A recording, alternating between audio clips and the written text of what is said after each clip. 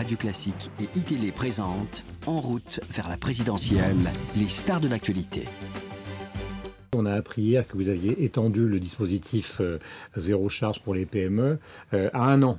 Est-ce que ça veut dire que c'est une manière de lutter justement contre ce qui est la mesure phare pour l'instant, en tout cas dans le programme socialiste, c'est-à-dire les fameux emplois jeunes? Non, cette mesure, nous l'avions déjà annoncée au début du mois de mars. Le président de la République avait aussi insisté sur ce point. Je crois vraiment à l'alternance, c'est-à-dire l'apprentissage et le contrat de professionnalisation pour les jeunes. Mais je crois vraiment que quand on apprend son métier à l'école d'une certaine façon et en entreprise en même temps, on a beaucoup plus de plus efficace que ce qu'il y a dans le programme du PS. Mais c'est de l'emploi durable. Et puis en plus, que veulent les jeunes aujourd'hui? Ils ne rêvent pas d'un emploi public pendant quelques années. Ils veulent avant tout avoir des perspectives pour faire toute leur carrière. Et l'avenir des jeunes passe par l'emploi dans l'entreprise principalement. Et ça marche, ça, en Allemagne depuis des années et des années.